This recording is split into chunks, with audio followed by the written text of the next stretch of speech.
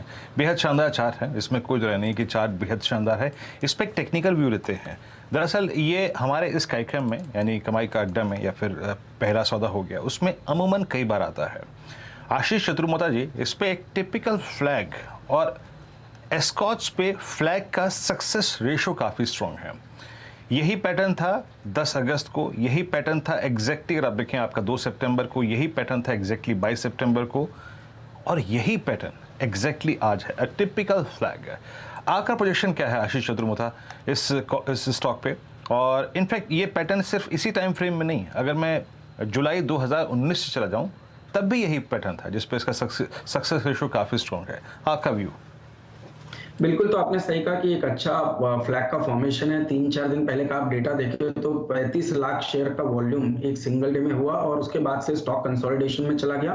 मेरे हिसाब से 2050-2060 पे बहुत ही बढ़िया बेस एस्कॉर्ट्स का बना है, तो 2050 की स्टॉप लॉस के साथ एक लॉन्ग ट्रेड एस्कॉर्ट्स में मेरे हिसाब से लेना चाहिए। ऊपर में 2250 तक की एक अपसाइड एक इमीडिएट शॉर्ट टर्म बेसिस पे मुझे लगता है एस्कॉर्ट्स के स्टॉक में देखने को नजर आ सकती है, इस फ्लैग के फॉर्मेशन के टारगेट प्रोजेक्शन को ध्यान में रखते हुए। और ओवरऑल हम ऑटो में पॉजिटिव है, तो हमें लगता है मारुति, महिंद्रा, एस्कॉर्ट्स ये सभी बहुत बढ़िया परफॉर्मेंस दिखाते हुए नजर आएंगे। तो मेरे हिसाब से एक अच्छी अपटिक सेक्टर टेलविंड की भी मिलेगी और इंडिविजुअली स्टॉक की स्ट्रेंथ बता रही कि 4 से 5% का मूव एस्कॉर्ट्स में देखने को नजर आ सकता है।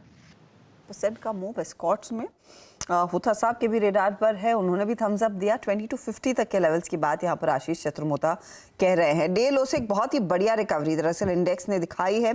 17,719 तक का हाई छुआ था, अब 17,690 के आसपास इस समय निफ्टी आपको घूमता दिखाई देगा। अच्छा, कुछ स्टॉक्स जो इस घंटे और भी जोर दिखा रहे हैं, उसमें कुछ कैश मार्केट की कंपनियां हैं। स्पेंसर रिटेल फटाफट से लेकर आइएगा, और मेरी नज़र इस पर इसीलिए क्यों की गई है, 6% अचानक भाग गया स्टॉक, अचानक ये तेज़ी देखने को मिली है।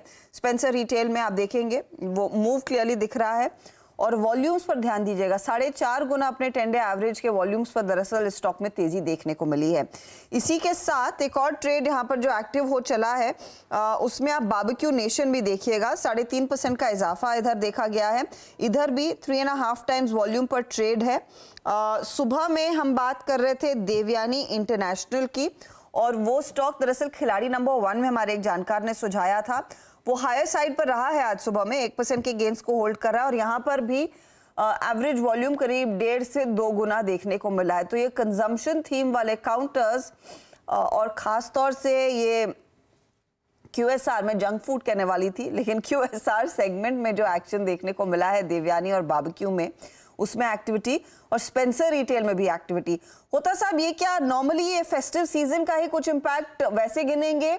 क्या फुटफॉल आपको लग रहा है बढ़ने वाला है इस बारी दशहरा दिवाली की छुट्टियों में इन जगहों पर? जी हर्षदा, 2 साल के बाद इनफैक्ट हम लोग एक प्रॉपर फेस्टिव सीजन इस बार एंजॉय करेंगे कोविड के बाद का, तो वो तो एक एडेड फ्लेवर है ही ये सब सेक्टर के लिए।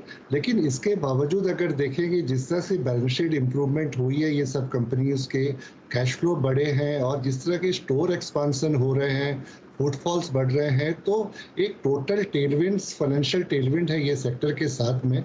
और मुझे लगता है कि यहाँ से भी अगर ये पूरा सेक्टर की अगर बात करूँ, वो चाहे सफेयर फूड हो, देवयानी हो या जुबलेंट फूड हो, यहाँ से मैसिव आउट परफॉर्मेंस हो सकता है नेक्स्ट 12 to 15 मंथ्स में, क्योंकि क्वार्टर दर क्वार्टर बहुत स्ट्रॉन्ग परफॉर्मेंस आने वाले हैं।